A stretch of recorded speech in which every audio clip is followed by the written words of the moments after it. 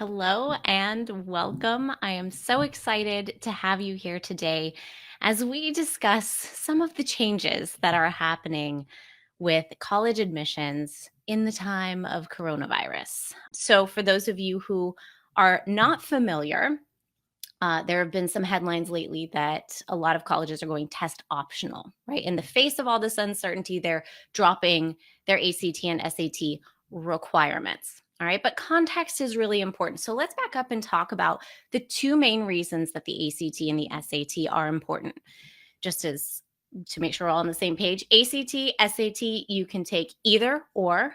Colleges that accept them accept either or, generally without a preference stated.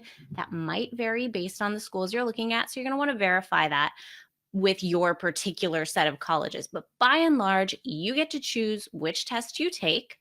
And the reason that they're important are that they validate your GPA, and that validation then opens the door in many cases to merit aid. All right. So the validation of your GPA, think about a college admissions office as all those applications are rolling in, right? They have applications from students not just in your school, but they have applications from students in your state, right? Every high school in your state, potentially. They also have applications from potentially many, many high schools across the nation, and then also internationally.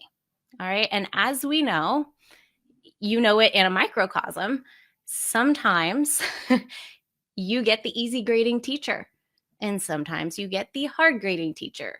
And in a given class situation, that changes. In a given year, where maybe you're taking multiple classes, that offers some variability.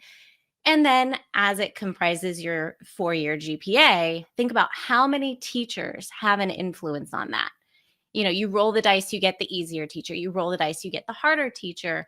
That's creating fluctuations in just your GPA. All right, now go back to that college admissions officer holding all of these applications with GPAs where every student represented had that variation going on. Sometimes students got really lucky and had score inflation going on, and their GPA is higher maybe than it should be. Or maybe some poor student rolled the dice and it came up snake eyes, and they're sitting there and they've got a lower, more depressed GPA because they had more rigorous more teachers that graded on a more rigorous scale. Every high school has its own grading culture. Every teacher has their own grading culture. Every student is impacted by that. So, in the grand scheme of things, right, when you think about the actual metrics on your application, it is very useful to a college admissions officer to have a standardized measure, right? It's not to say that the ACT or SAT are completely infallible, that they're perfect representations, not by any stretch, but they can do a lot to help sort of benchmark students. And I know for myself, I used to work, if you know Southern California, I used to work on the Palos Verdes Peninsula. And I knew if I had a student who went to one school, I didn't even have to teach them grammar. They had the English teacher that absolutely rocked it. And those kids could knock out really, really high scores. We're talking 90th plus percentile scores every single time. Kids who went to school up the hill didn't have that teacher, and I knew that their grammar needed a little bit of help. That variation I knew from working in a very teeny tiny geographic area. The college admissions officers do find these measures useful as a part of a larger conversation. You are not your numbers exclusively, right? Your numbers are just a representation of the work you've done in the past. Now, there are a lot of things that can go on. You can have learning difficulties, you can have test anxiety. There are a lot of things that can negatively impact your tests. But I like to keep these in their box because, again, it's just to verify the GPA. So I've listed resources in my post. Resource number 1 and resource number 2 are going to help you sort of figure out where should your score be falling, right? Not every student's going for 100th percentile, 99th percentile scores. Not every student is going for those tip top marks, nor should you be, right? We should just be having a reasonable goal that allows us to verify our GPA, which can then open the door to merit aid. right? That's the second piece. And in a lot of colleges, they will list their scholarships or merit aid on their website. And often it's just a grid. It's what was your GPA? What is your ACT or SAT score? Here's how much money you get, right? It's a very straightforward formula. And I think a lot of families don't realize that even at some test optional schools, the merit aid is calculated by using a GPA. I had a student who I interviewed, I think his episode is episode 85 of the College Checklist podcast. So if you go higher score, I didn't list this, sorry, higherscorestestprep.com/85. This is a student who worked really hard, improved his GPA, went to Wake Forest, a test optional school, and ended up getting $160,000 in merit aid over 4 years. And his mother said on the show, she goes, I have no doubt that because he had that strong test score, that opened a door that could have remained closed for him to the tune of $160,000. So test optional, sometimes it's an admissions policy, but it doesn't trickle over or down to the merit aid side of things. So you want to be aware of that. Again, it's not to say, okay, merit aid's on the line, you have to take the test. Just have the full view, because oftentimes what happens is we work so hard on getting in that we leave the financial conversation for later. And then we realize, oh gosh, that thing I did 2 years ago or didn't do 2 years ago actually is impacting my bottom line now. So I want to make sure you have that full view. And again, some colleges are better at this than others. Some have adjusted their merit aid, but others have not. And so again, this comes down to research, which will be part of the 4 steps in a minute.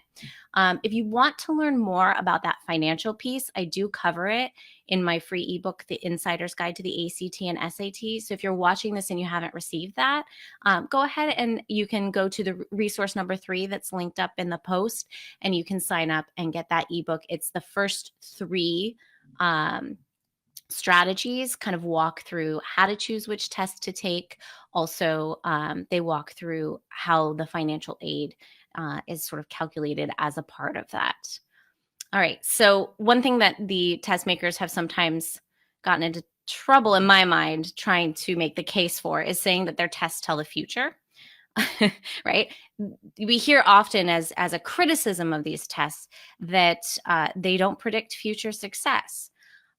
We don't expect that of our chemistry test on Tuesday, right? Tests are retrospective. We look back, we go, did we master this content? Yay, nay, and then we move forward, right? If you get an A on your chemistry test on Tuesday, it doesn't mean you're getting an A on the next one. It means you still have to keep working. So I think that, again, this is something that I think the test makers themselves have tried to make the case, and I don't think it's supportable. I think we, again, have to kind of keep these tests in their box. They verify your GPA, they open the door to merit aid, period, end of story. So do you want that, right? That is where the conversation really begins. Now, the new news about coronavirus causing changes to test optional policies has some implications on the financial side. To my mind, test optional policies are a bit disingenuous. When colleges go test optional, oftentimes they're lauded in the media and they get a lot of free press. That free press often causes colleges to receive more applications, but they don't open more seats to their college. So what happens is their selectivity increases, right? The percentage of students that are admitted is reduced because they now have a larger pool of applicants. So they appear to be a more desirable institution. This is something that has happened year over year over year. And as I've been in this world for over a decade, I've seen it happen time and time again. But what it's really hard to find is how many of the students who are admitted applied without scores. I'm sure there is a percentage there that are, but you kind of have to ask the hard question of an admissions office to get a sense of that. And again, it's going to be different based on every school. The problem with today is that people are announcing this, like colleges are announcing, hey, we're going test optional. The UC system is a really big one that just did, but they have no track record. We don't know if they're just going to go to their default mode of, well, we've always done it this way. We're saying we're test optional. We will look at those applications, but it's no longer a requirement. But how's that actually going to shake out in terms of who comes through the door and who gets a seat in the class? Colleges are really concerned that coronavirus is going to cause students to not apply, not attend. They're trying to get butts in seats. That's really a huge part of that is their job, right? And an admissions office. The other thing is, to me, if you really don't care about test scores, you would just say, we're not accepting test scores, right? So the fact that it's optional and that's on a student, to me, just seems like then they are saying there's some value, but how much value? That's going to be, again, institution dependent. The other thing that I do want to mention, I mentioned the UC system. I think they're floating a little test balloon because they're being sued over their testing policy requiring the ACT and SAT. They were being sued before everything came down, and it was being described as a discriminatory practice. So I think maybe they're going, well, let's see. This is kind of the perfect year to see how this goes, see if we really don't need it. But large universities definitely use their numbers more, right? They have larger volume of applicants. And so when you hear like holistic college admissions, usually the smaller liberal arts schools were already kind of taking the whole person into account a little bit more than a state university would. State universities, it's kind of, did you get these numbers? Okay, now we're looking at these other things. They do have kind of ranges that they work in. So this is if you are applying to those large state universities or even a smaller liberal arts school, if you choose not to submit ACT or SAT scores, you're really putting all your eggs in the GPA basket. That's going to become the more heavily weighted number, right? Numbers are always going to be a part of this process. I don't see how it couldn't be. Colleges are academic institutions. Grades represent what you've learned. It's sort of, they go hand in hand. So, do you want those test scores to back up that you did learn what your GPA says you learned? Or are you comfortable saying, testing is way too stressful, especially right now with all the changes that are happening. I just cannot handle it. I'm going to go to just relying on my GPA, keeping in mind that you have a whole semester that got completely messed up. And I don't know how your school is handling that, but how are they balancing? How's your school balancing the fact that there probably are fewer measures in place to actually generate your grades? One other piece of information, if you're hearing this and you're going, okay, that's all well and good on the testing side, but what about the financial aid? There's two components to well, technically three. There's three components to financial aid. There's need-based aid, there's merit aid or in-school scholarships, and then there are private scholarships. All right, these are three different ways that you can get money to fuel to fund tuition. Obviously, savings and all that. That's another component. But in terms of money coming in, and loans, I guess technically, but financial aid is determined often by the FAFSA and the CSS profile. CSS profile is a College Board product. It tends to just go to private universities, but the FAFSA is the big one. Whether you're going to a private school, a public school, doesn't matter. You should fill out the FAFSA. Well, the FAFSA was adjusted a couple years ago. It opens in October for fall of the following year. Okay, I'm going to read this so I don't mess up the numbers and confuse everybody.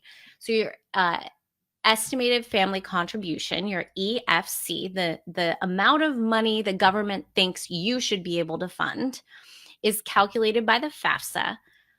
But as of today, it is based on 2 years prior to admission. So applications are going to open in October of 2020 for students who are going to college in fall of 2021. But they're going to use your 2019 tax return. because it's now opening, it used to open in the spring. Now, because it opens in the fall, they use your previous tax year, pre-coronavirus tax year. So if your family has been impacted, if your income has been impacted negatively, that's not going to be accounted for as of today in the federal calculation for how much of the need-based aid you receive. Now, I imagine colleges are going to have supplemental forms that you can fill out. You can always mention it. There's always opportunities to bring it up. But in terms of the straight calculation, you have to know it's happening based on your 2019 tax return. So if you want to fill that gap with merit aid, again, this is going to come down to what colleges are you applying to? If they're test optional, how are you how are they calculating their merit aid, their in-school scholarships? Do they need a test score? And that, depending on your family situation, is going to be a larger or smaller conversation. Another thing to consider is that colleges are shifting their admissions practices, but I think more so than in any other year, they're probably going to be very focused on retention of their 3 classes ahead. So I don't know how colleges are going to use the pool of money that they generally assign to maybe potentially entice students who are already enrolled to come back for their sophomore, junior, or senior years. There's, again, a lot of uncertainty. So in the face of all this uncertainty, how do you decide, right? What do you do? What are the questions you need to ask? What are the things you need to do to make a plan? Because from my perspective, the not knowing has been the hardest part of this whole experience. How are we coming up with a game plan that really allows us to plant our feet, get grounded, and say, this is what we're doing, so that we don't have to spin anymore. We don't have to keep running over this in our head, keep turning it over and turning it over.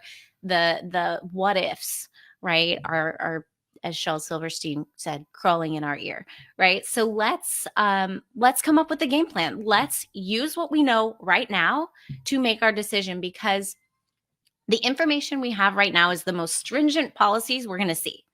If anything changes in the next couple of months before you submit your applications, things will be getting easier, not harder, right? So what you're looking at right now is going to be, for lack of a better word, worst case scenario. So the first thing you have to do is create your college list. This is so hard this year because a lot of you probably had trips to colleges, visits planned, so you could see what every college was like. I am going to cover how to kind of get a college visit experience without actually doing a college visit when I do the special episodes of the College Checklist podcast. If you're not on my email list, get on it. You'll be emailed when that goes live. But based on the information you have right now, create your college list. I like a list somewhere between 8 and 12 schools. I think that's manageable. If you're really certain about what you want and that sort of thing, you can make it more narrow. But I like, kind of the middle range to be kind of the meaty, like I'm a perfect fit here. Maybe you have 1 or 2 schools that are a little more selective, and then 1 or 2 that are slightly easier in terms of their metrics to get in. But create that list. It doesn't have to be set in stone, but create that list and do your research from that place. The second step is to research current admissions policies at that school. Whatever they are, just lock it in. That's what you're dealing with. You can check back if things change, obviously, but really kind of use today's data to guide your decision making, because it will make you feel more secure if you are not just reading a headline and going, well, that school's test optional, I think I can maybe not test. I don't know, right? So the more specific you can be, the better off you're going to be. And using today's data is going to be the best way to set a plan that actually sets you up for success tomorrow. The third step is to research the current merit aid / in-school scholarships, whatever your colleges call it. Research those requirements. And again, write all of this down. If it is unclear in either instance, right? Let's say they're test optional and you want to know the percentage of students who opt not to submit scores who are admitted, ask the question. With the merit aid in school scholarships, if it's unclear how they calculate it and they don't explicitly state we do not use test scores, then you need to ask the question. And often that goes to a different, it's not an admissions policy, an admissions officer question. Often it has to go through the financial aid office. So do your research, create a spreadsheet, right? Get really nerdy on it. Make sure you are looking at the full view.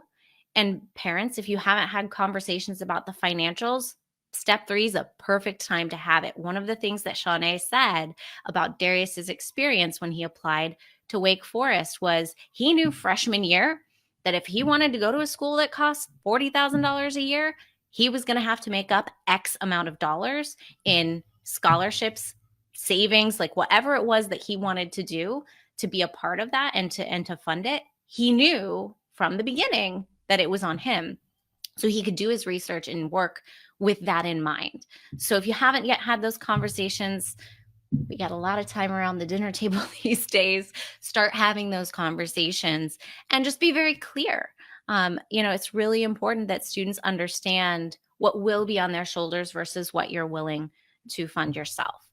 And then step number 4 is my favorite part of this, right? We get all of the data and we go, okay, based on that, if every school has a testing requirement, which the most selective schools still are retaining that.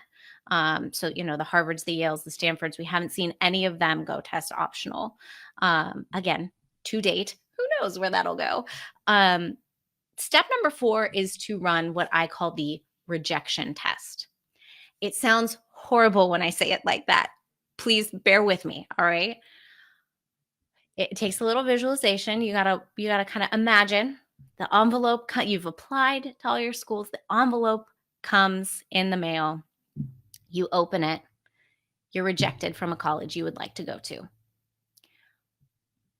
What crops up as I really should have leaned in and done that thing?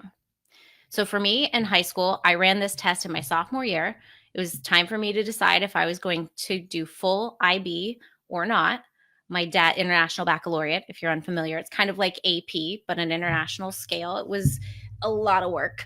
Honors, AP, IB. It's like a whole comprehensive thing. And I remember very clearly, because it was our theater where they were doing the presentation. I spent a lot of time in that theater. We were sitting there and my mom was on one side and my dad was on the other. It was kind of, depending on who you want to side with, an angel devil situation. My dad was saying, "This looks amazing. Lauren, you should totally do it. You're capable of it." And my mom was going, "Hold on. This is so much work. You want to be in theater. You want to do all these other things. Think about this for a second." And I knew that if I got the rejection letter, that moment of decision would have been on my mind. If I decided not to, I would always wonder if I would have gotten into that school, because I knew I could do it, right? Deep down, I knew it was going to be hard, but I knew I could do it. So the rejection test told me, you got to do full IB. It can also let you off the hook, right? So I decided to pad my resume, which, by the way, never do in college admissions. I joined water polo. That was a huge mistake. I knew it in my core, but I did it anyway. And I think I was doing mock trial at the same time. And I was like running from hither to yon because we didn't have a pool on our campus. We had to like drive. My mom was like in the car all the time trying to make this happen for me. God bless her. I was standing on the pool deck. Again, these are like kind of flashbulb moments for me where it's frozen in time. I was standing on the pool deck. The coach said, "You're in or you're out. Like, you got to leave to go to mock trial. Our practice is running over. You need to be here." He was absolutely right to say that, by the way. But I needed to, commit or not. And in that moment, I said, if I'm rejected because I didn't play one season of water polo, I don't want to go to that college. Bye. So the rejection test is really powerful. And it's not always just a rejection. It can be the worst case scenario test. You can use this throughout your life, frankly. But as a college admissions practice, I think it's really important because you have a lot of students who are overworking themselves And I also hear from parents that sometimes we have students who are underworking themselves. The rejection test will keep you from regret if the worst case scenario happens. There are a lot of families who are under incredible stress right now. I completely understand if you don't feel up to taking the ACT or SAT. There's a lot of changing sands. I'm happy to address some of the things that are going on and how to plan.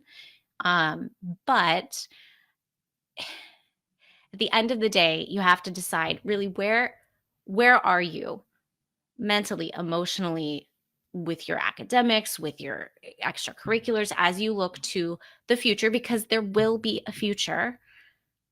What is it you really value? And this, you might say, I really don't value the ACT and SAT. I don't care what they say about me. My GPA is enough. I have enough to stand on. And if a college doesn't agree that has put a test optional policy in place, that's on them. I'm a catch. I know it. I can present it. I have some facts to back that up. I'm not taking the test. So I think that is something that you absolutely could and should do if that is the courage of your conviction, right? If you have that courage of your conviction. But if you are going, oh boy, in the face of everything that's happened, I really still feel like I could take this on. It will make me feel more secure to have my GPA validated. I know what the landscape is from a merit aid standpoint at a school. So I'm going to make the decision to test, right? Whichever side you land on, fully land there. All right. Because this year in particular, I see it a lot in normal years, but this year in particular, the impulse is going to be to dance when the news cycle says dance. It's going to be to change that plan 38 times, and nothing will make you more crazy and more exhausted than trying to do that. Instead of being reactionary, we have to get ahead of it and be proactive and make our decisions today. And I would encourage your family to go through these 4 steps. I will also put them in the post, but create your college list, research your current colleges and your your college's current admissions policies, research their current merit aid and in-school scholarship requirements, make inquiries where you need to, and then run that rejection test as sort of the gut check, right? And at the end, if you decide not to test, great. Use that balance of time to do something else, right? Do something intriguing, something that really excites you. Read a fantastic book. Start to network online, socially distance from everybody, but whatever your career aspirations are, start to really dig into that, right? Make sure that you aren't just going, I'm off the hook. Okay, time for Xbox, right? That's not the point of this. Some Xbox, yes, please, by all means, reduce your stress level any way you can. But you should be using some of the balance of time that you may have dedicated to test prep in the past to do something else to sort of, again, fulfill yourself first and foremost, but then also with a sense of, hey, this would look really cool. Because I'm genuinely interested in it. It gives a good sense of who I am. A college will know, looking at whatever thing it is that I'm doing, that I'm a genuinely interested person and I would be a good fit on their campus. If you decide to test, boy, oh boy, do we have some shifting sands going on right now. I predicted last week that the June ACT would be canceled. I have inquired after not hearing anything with ACT. I got an email saying, please register by May 8th, that they are not canceling. They are instead leaving it up to the individual sites to cancel. I think this is a horrible decision. I think College Board has had the right end of how to manage this crisis from the beginning, and ACT is just doing stuff that I'm really confused, frankly. I think there's a perception that they could be putting students in danger. There's a perception that they could be, by leaving it up to the individual states, that they could be opening the door for students to have more anxiety, more panic. because they don't know until the last minute if it's happening or not. And I think that's a terrible place for the mindset that you need on test day. The will we, won't we until, the morning of. I don't think that's right. Also, you have to communicate with ACT to learn about everything that's going on at the test site level. It's chaos. So if you are registered for June for the ACT, I would encourage you, unless you feel totally comfortable and you think your state's on the track to have all sites open, I would encourage you to inquire with ACT to push to July at the earliest, or potentially even September. I'm encouraging everybody to sort of take that long view. There is an August SAT. They added a September 26th test date as well. So there is going to be a test every month from August on for the SAT. ACT is right now, there's July, September, July, September, October, and I think December. They don't do one in November. That's just SAT. So there are many opportunities in the fall, and I would target those. If you're feeling a little squeamish about your academic content, it's been kind of crazy. Maybe you haven't looked at math in a little bit. Be really honest about where you are, and then come up with a game plan to address those deficits. If you're specifically interested in working with me, that would be the complete package program. We cover all the math you're going to need. We go over grammar concepts, strategies are a part of that as well. Science overview, the whole nine if you're doing ACT. But I really just want to make sure that students who have the time and are maybe feeling a little wobbly know that the complete package program is going to be the way to go. Quick prep can be completed in significantly less time. So you could make your plans and then just sort of have a pin in the date that you would start. The quick prep program kind of fluctuates, but it can be as little as 4 hours of prep up to 10 days. So of 2-hour sessions. So generally I like that to be at least every other day, or at most every other day. So, a month of time to use the quick prep would be kind of the max leading up to a test date. Or you could do 4 hours the week before and be set as well. But if you really want to dig into it and do it full out, that would be about a month. Complete package is a 24-day program, and it's completely self-guided. So you could do it. I usually recommend over 8 to 12 weeks. You have 2 to 3 meetings per week of about 3 hours each. You're going to get absolutely all of the academic support you need. I'm there to answer questions. It's just a much more comprehensive and rigorous kind of course. So if you're feeling really squeamish, that's a good way to go. So that's kind of, I would say, the long and short of it, but it's kind of just the long of it. We've been here for a while. I'm going to say sayonara now. I'm so grateful to you guys for being with me for so long. If you do have any questions, don't hesitate to reach out. I'm here. Something that's a lot of people don't know is we're a company of 3. It's myself, my mom, and my dad. So we are very accessible. And if you have questions, you're going to be getting an email from me. So I do hope that you'll take advantage of that. I'm always happy to help guide you through this process with the information I have. And if I can help you in any way, please do let me know.